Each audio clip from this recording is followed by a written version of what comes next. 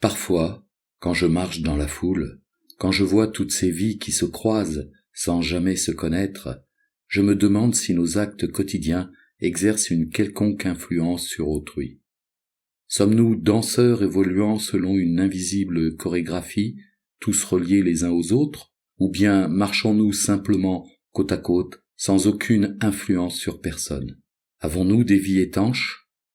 Lorsque je marche parmi la foule, une histoire me revient toujours en tête, celle du bâtiment B. Elle se passe en France, dans un HLM, et je ne résiste pas à l'envie de vous la raconter. HLM, vous connaissez? C'est ce type d'habitat où les gens s'entassent les uns au-dessus des autres, parfois sur des hauteurs vertigineuses, et où, généralement, chacun des locataires aériens espère pouvoir en partir un jour. Certains y arrivent, d'autres pas. Notre histoire se passe chez les Martin, un jeune couple nouvellement arrivé au bâtiment B. Pour leur premier Noël dans ce 8e étage, ils attendent un heureux événement. Madame Martin est enceinte. Sur le même palier habite Gisèle, une femme retraitée dont le mur du salon côtoie celui des Martin. Gisèle a emménagé dans cet HLM peu après sa construction. C'était il y a longtemps, très longtemps.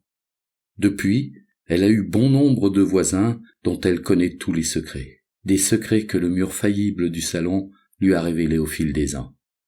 Bizarrement, Gisèle n'est pas très connue. Elle ne parle à personne, mène une vie simple et ne se mêle jamais des grands débats qui échauffent parfois les esprits du bâtiment.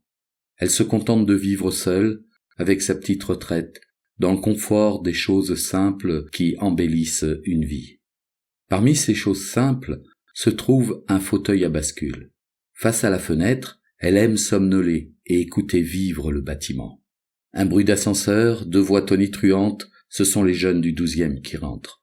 Le bruit d'une porte qui claque 2 étages plus haut, c'est le couple Tonali qui ne s'aime plus.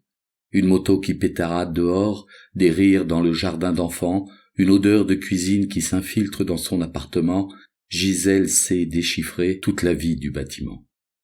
Lorsque les Martin revinrent de la maternité, ils téléphonèrent aussitôt à leur entourage. C'était un magnifique garçon pesant 3 kilos, se prénommant Michel. Pour plus de commodité, ils installeraient Michel dans la seule chambre disponible de l'appartement et iraient s'installer dans le salon. Du coup, chaque soir, ils déplieraient le canapé. Bien entendu, tout cela n'était que provisoire, juste le temps de gagner un peu plus d'argent et de trouver autre chose. C'est donc dans cette proximité forcée, avec, d'une part, ses parents omniprésents dans le salon, et d'autre part, de l'autre côté du mur, Gisèle, témoin involontaire de ce début de vie, que Michel fit son entrée dans le bâtiment B.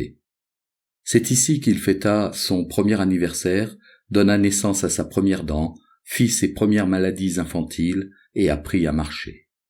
Lorsqu'il arriva dans sa 6e année, pour Noël, Michel demanda un et un seul cadeau, un piano. Étonné par une telle demande, ses parents tentèrent dans un premier temps de l'en dissuader. Ils lui expliquèrent que le Père Noël avait plein d'autres choses dans sa hotte et que le choix ne manquait pas. Mais Michel tint bon. Il refusa obstinément toute option remplaçant un piano. Résignés, les parents achetèrent au magasin de jouets un petit orgue électronique et ajoutèrent quelques surprises au pied du sapin afin qu'il ne soit pas trop dégarni. Lorsque Michel déballa son jouet, il éclata en sanglots. Lui qui, toute l'année, avait été si sage, qui avait rangé ses jouets tous les jours, lui qui avait aidé sa maman quand elle le lui demandait, qui avait travaillé merveilleusement bien à l'école, lui, le petit Michel, n'avait pas eu ce qu'il avait demandé. Ce n'était pas un jouet qu'il voulait, c'était un piano, un vrai. Le Père Noël l'avait trahi. Désemparés, les Martin firent ce qu'ils purent pour le consoler. Rien n'y fit. Michel pleurait toutes les larmes de son corps. De l'autre côté du mur, Gisèle entendit les pleurs.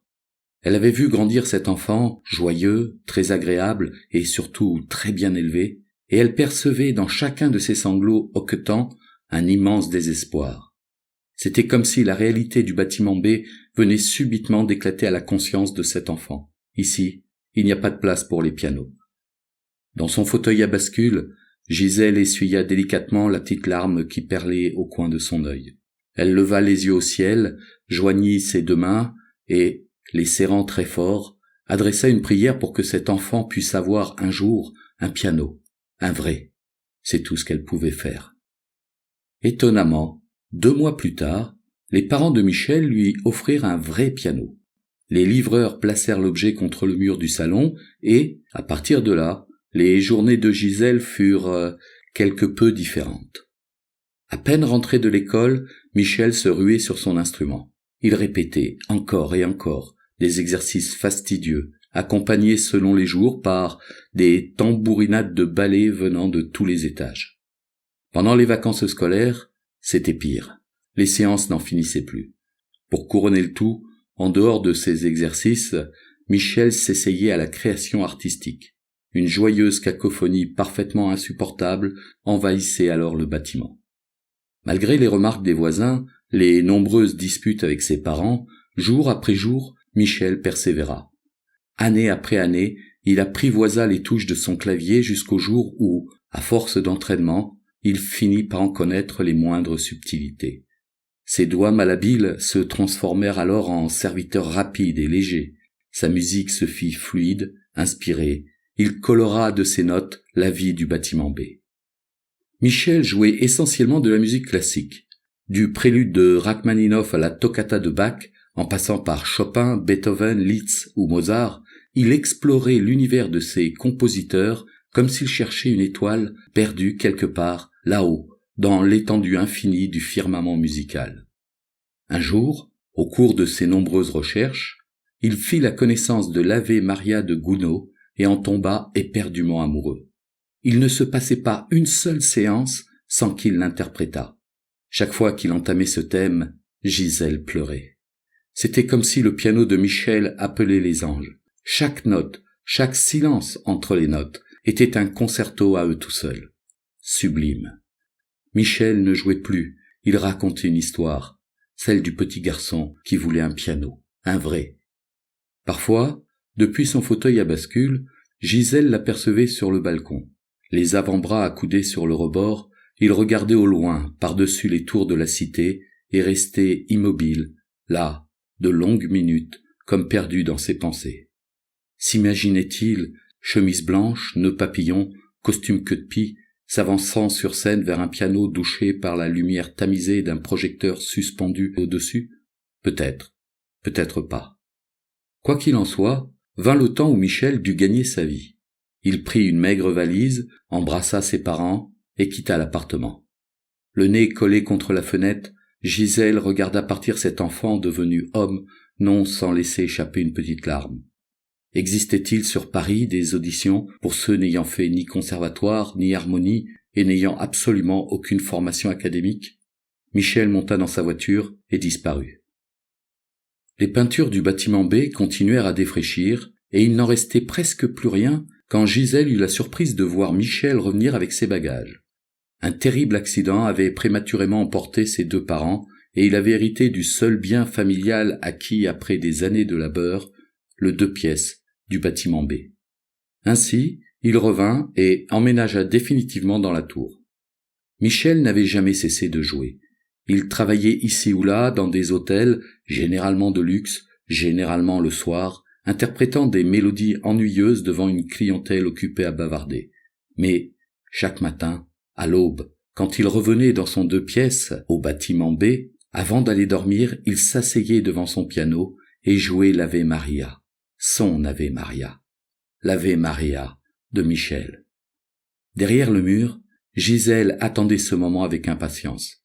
Parfois, il arrivait que Michel ne rentrât pas. La journée de Gisèle lui paraissait alors interminable, lourde et pesante. Le temps continua son œuvre et, en cette énième année de vie, Gisèle sentit ses forces décliner. Son appétit se fit moindre, elle dormait de plus en plus longtemps et ne sortait quasiment plus de son appartement. Le printemps, l'été puis l'automne passèrent, et quand vint la Noël, plus précisément la veille du jour de Noël, elle décida ce soir-là de surtout ne pas aller se coucher. Assise dans son fauteuil à bascule, elle sentait que le moment était venu. Elle mit sur elle son plus joli plaid en laine et commença à prier. Elle pria les anges de lui accorder la grâce de tenir jusqu'à l'aube, tenir pour entendre une dernière fois l'Ave Maria de Michel. Gisèle résista contre le sommeil toute la nuit et tint bon. Quand au petit matin, les premières notes de l'Ave Maria résonnèrent, elle rassembla le peu de force qui lui restait et leva les yeux au ciel. Dans un dernier soupir, elle murmura « Merci », puis ferma les yeux et se laissa emporter par la mort. Quand vinrent les pompes funèbres, Michel était accoudé sur son balcon. Il vit qu'au pied de la tour on chargeait un cercueil dans une berline noire. Il regarda un moment, puis rentra. Il ne sut jamais que Gisèle avait lutté une nuit entière juste pour entendre quelques notes. Il ne sut jamais qu'avec le fauteuil à bascule, lui, Michel, avait fait partie de ces petites choses qui avaient rendu meilleure la vie de Gisèle. Marchons-nous les uns à côté des autres, dans des vies étanches? Je n'en sais rien. L'histoire raconte que, lorsque vint l'heure pour Michel de faire à son tour le grand voyage, juste après qu'il eut emprunté le tunnel lumineux, il eut une surprise. Très loin, derrière les personnes qui l'attendaient, il distingua une silhouette qu'il connaissait. C'était Gisèle. Elle se tenait là, en retrait, comme pour témoigner par sa présence du bienfait que Michel lui avait prodigué à travers le mur mitoyen sur la fin de sa vie. Qu'est devenu le bâtiment B? On m'a dit qu'il avait été rasé lors d'une opération de réhabilitation de quartier. Les locataires aériens ont tous été relogés, ailleurs, dans d'autres bâtiments B, et il ne reste rien de Gisèle et Michel, hormis cette histoire. Marchons-nous les uns à côté des autres, sans aucune influence sur personne? Quand je me fonds dans la foule, que je croise ces destins personnels dont je ne sais rien, j'essaie de sentir s'il existe quelque chose nous reliant les uns aux autres, voir ce qui nous rapproche plutôt que ce qui nous sépare, voir au-delà des apparences et voir au-delà des on-dit. Pour le savoir, pour en avoir le cœur net, peut-être suffirait-il d'abattre les murs mitoyens qui nous séparent. Peut-être qu'alors, on découvrirait que nos actes quotidiens, notre manière de faire dans ce monde, nos choix individuels ont bien plus d'importance que ce que l'on imagine. Pas pour nous, mais pour autrui. Peut-être, peut-être pas, allez savoir. Merci d'avoir tenu jusqu'ici et au plaisir de vous retrouver dans d'autres textes urbains ou peut-être ailleurs, qui sait.